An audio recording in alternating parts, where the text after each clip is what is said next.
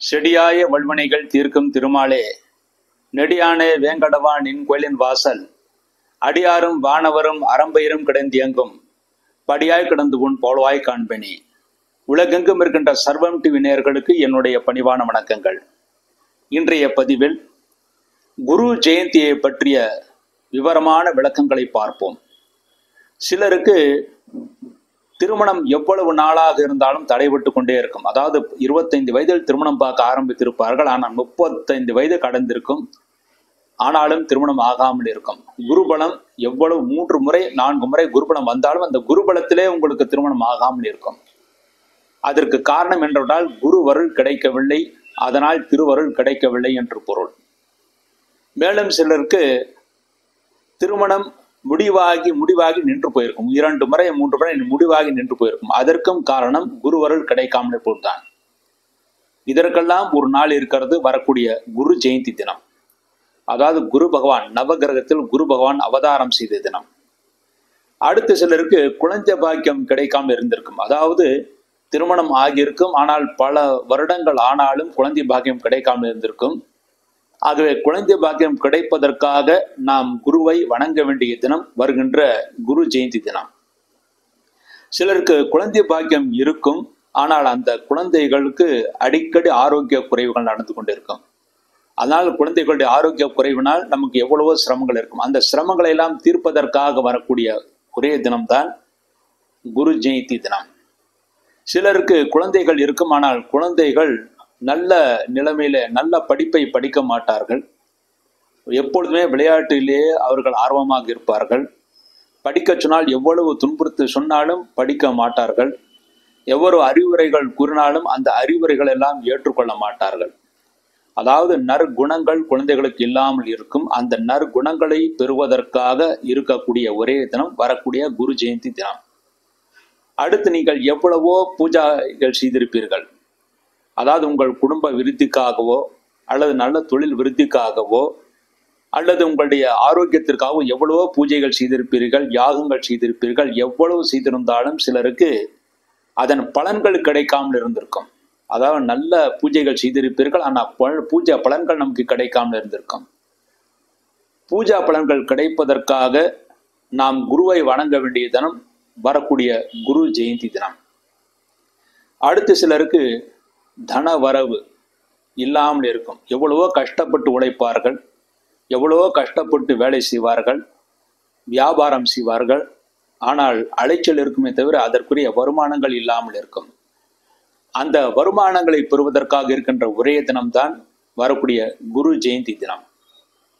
அடுத்து சிலருக்கு உத்தியோகத்தில் எவ்வளவோ கஷ்டப்பட்டு வேலை செய்தாலும் மேல் அதிகாரிகளுடைய நல்ல நட்பு கிடைக்காமல் இருக்கும். சிலருக்கு அவர்கள் கீழ் பணிபுரிகின்ற பணியாளர்கள் துரோகம் செய்து கொண்டிருப்பார்கள், ஒரு வேளையும் செய்யாமல் இருப்பார்கள். அதனால் அவப்பெயர்கள் ஏற்படும். அந்த அவப்பெயர்களெல்லாம் நீக்குவதற்காக நாம் குருவை வணங்க வேண்டிய தினம்தான் வரக்கூடிய குரு ஜெயந்தி தினம். அப்படிப்பட்ட குரு ஜெயந்தி தினம் எப்பொழுது வருகிறது? வருகின்ற செப்டம்பர் மாதம் 15ஆம் தேதி 15/9/2024 ஞாயிற்றுக்கிழமை அன்றைய தினம் குரு ஜெயந்தி தினம். அதாவது நவகிரகத்தில் குரு பகவான் அவதாரம் செய்த தினம்.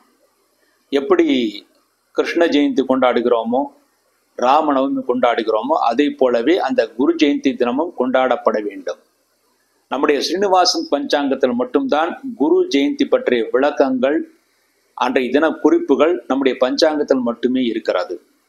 இந்த குரு பகவான் எப்பொழுது அவதரித்தார் என்றால் பாத்ரபத மாதம். பாத்ரபத மாதம் என்றால் ஆவணி மாதம் அமாவாசைக்கு பிறகு பாத்ரபத மாதம் என்று சொல்லக்கூடிய மாதம் பிறக்கிறது. இந்த பாத்ரபத மாதத்திலே வளர்பிறை துவாதசி திதி அன்று குரு பகவான் அவதாரம் செய்தார் என்றிருக்கிறது. ஆகவே அன்றைய தினம் பாத்ரபத சுத்த துவாதசி 15/9/2024 ஞாயிற்றுக்கிழமை.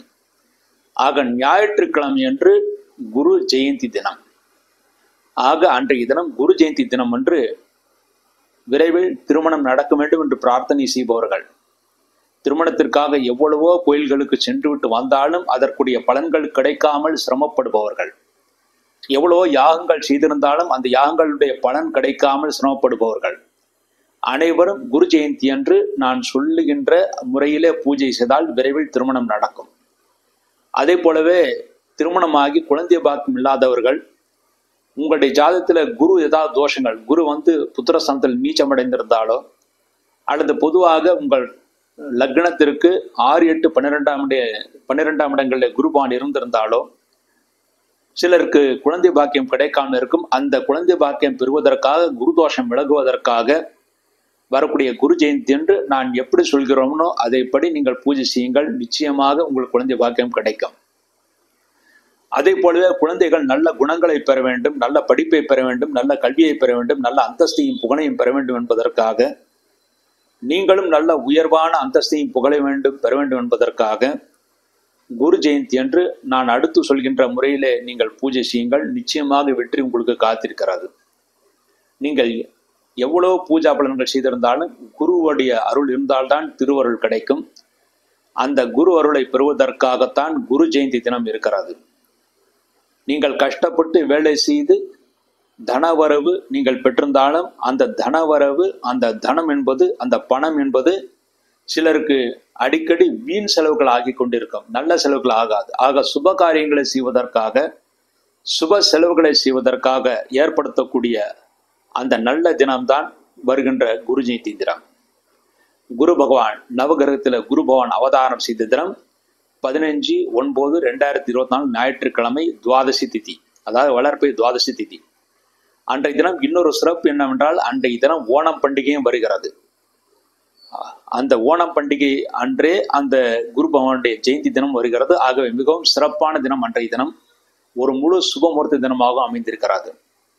அன்றைய தினத்திலே எல்லோருமே, அதாவது நான் சொன்ன பிரச்சனைகள் யார் யார் இருக்கிறார்களோ அத்தனை பேருமே, மேலும் எந்த பிரச்சனையும் இல்லாமல் இருந்தாலும் குரு தசை குரு புக்தி நடந்து கொண்டிருப்பவர்கள், அதாவது குரு தசையோ அல்லது குரு புக்தியோ எந்த தசையா இருந்தாலும் குரு புக்தி ஒவ்வொரு பேருக்கும் வரும்.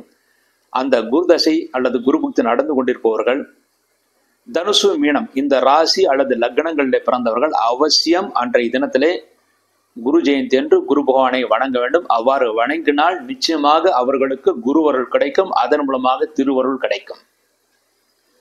சரி, எப்படி நாம் குருவை வணங்க வேண்டும் என்றால், அருகில் இருக்கின்ற நவகிரகம் இருக்கின்ற கோயிலுக்கு சென்று நவகிரகத்தில் குரு பகவானுக்கு அபிஷேக ஆராதனைகள் செய்யலாம். அல்லது குறைந்தபட்சம் குரு பகவானுக்கு அன்றைய தினத்திலே மஞ்சள் வஸ்திரத்தை, மஞ்சள் பட்டு வஸ்திரம் மிக மிக உத்தமமானது, கிடைக்காவிட்டால் மஞ்சள் காட்டன் வஸ்திரமும் அணிவிக்கலாம். மஞ்சள் வஸ்திரத்தை அணிவித்து, அதாவது மஞ்சள் ஆடையை அணிவித்து குரு பகவானுக்கு மஞ்சள் புஷ்பங்களால் அலங்காரம் செய்து, குறிப்பாக சாமந்தி பூ, மஞ்சள் புஷ்பம் அதை வைத்து மாலை தொடுத்து பூஜைகள் செய்து, அதன் பிறகு குரு பகவானுக்கு மஞ்சள் புஷ்பங்களால் அர்ச்சனை செய்ய வேண்டும். அந்த அர்ச்சனை உங்கள் பெயரிலும், உங்கள் குடும்பத்தில் இருக்கின்ற அத்தனை பேர் பெயரிலும், உங்கள் நிர்வாகம், அதாவது உங்களுக்கு கடைகள் நிர்வாகம் இருந்தால் அந்த நிர்வாகத்தின் பேரிலும் நீங்கள் அர்ச்சனை செய்து கொள்ளலாம்.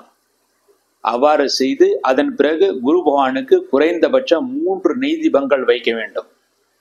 அவ்வாறு 3 நெய் தீபங்கள் வைத்தால் 3 தெய்வங்களுடைய, பிரம்மா, விஷ்ணு, சிவன், இந்த 3 பேருடைய அருளினால் குரு பகவான் நமக்கு நன்மைகளை செய்வார். மேலும் அன்றைய தினம் மஞ்சள் புஷ்பங்களால் அர்ச்சனை செய்ய வேண்டும். நைவேத்தியமாக கொண்டைக்கடலையை நீங்கள் வேக வைத்து அதில் மடப்பள்ளியை சொல்லி கொண்டைக்கடலை 1 கிலோ அல்லது 2 கிலோ அல்லது உங்களுக்கு முடிந்தவரை கொண்டைக்கடலை அன்றைய தினம் வேக வைத்து, அதன் பிறகு அந்த கொண்டைக்கடலையை நைவேத்தியம் செய்து அன்றைய தினம் வருபவர்களுக்கெல்லாம் கொடுக்க வேண்டும். நீங்களும் அதை எடுத்துக்கொள்ளலாம். இவ்வாறு செய்தால் குரு அருள் கிடைக்கும், அதன் மூலமாக திருவருள் கிடைக்கும், அதன் மூலமாக குடும்பத்திலே சுபகாரியங்கள், திருமணம் போன்ற காரியங்கள் நடக்கும், தொழில் விருத்தியாகும், குழந்தை பாக்கியம் கிடைக்கும், பிறகு இருக்கின்ற குழந்தைகளுக்கு நல்ல குணங்களை உருவாக்கும், நல்ல படிப்பை, கல்வியை ஏற்படுத்தி கொடுக்கும், நீங்கள் செய்த பூஜைகளுக்கெல்லாம் நல்ல பலன்களை ஏற்படுத்தி கொடுக்கும், தொழில்துறையில நல்ல தன வரவு உண்டாகும், நன்மைகளை ஏற்படுத்தி கொடுக்கும், எடுத்த காரியத்திலே நீங்கள் வெற்றியை பெறுவீர்கள், சந்தோஷத்தை அடைவீர்கள். மேலும் சிலர் கனக புஷ்பராகம் என்று சொல்லக்கூடிய அந்த ரத்தினத்தை அவர்கள் அணிந்து கொண்டிருப்பார்கள். அதாவது மோதிரமாகவோ அல்லது டாலராகவோ கனக புஷ்பராகத்தை அணிந்து கொண்டிருப்பார்கள். அன்றைய தினம் கனக புஷ்பராகத்தை சுத்தம் செய்து, அதாவது அந்த மோதிரத்தை சுத்தம் செய்து, அல்லது அன்றைய தினம் உங்களுக்கு ஜோதிடர் உங்களுக்கு கனக புஷ்பராகம் அணிந்து கொள்ளலாம் என்று கூறியிருந்தால் அந்த கனக புஷ்பராகத்தை அன்றைய தினமே வாங்கி அதை பூஜையில் வைத்து உங்கள் வீட்டில் கூட பூஜை செய்யலாம். அல்லது நவகிரகம் இருக்கின்ற இடத்துல குரு பகவானுக்கு அந்த ரத்தினத்தை வாங்கி அதை அந்த மோதிரத்தை பூஜையில் வைத்து அதை நீங்கள் அன்றைய தினம் அணிந்து கொள்ளலாம். அவ்வாறு அணிந்து கொண்டால் எப்பொழுதுமே குரு பகவான் உங்களுக்கு துணையாக இருந்து எல்லா காரியத்திலும் நல்வழிப்படுத்துவார். இதன் மூலமாக நீங்கள் எல்லா வகையான புகழையும் அந்தஸ்தையும் பெற முடியும்.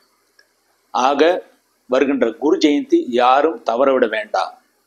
நீங்கள் எந்த ராசியில் பிறந்தவர்களாக இருந்தாலும், எந்த தசையில் பிறந்தவர்களாக இருந்தாலும், அல்லது எந்த தசாபுக்தி உங்களுக்கு நடந்து கொண்டிருந்தாலும், குரு பகவான் எல்லாருக்கும் பொதுவானவர்.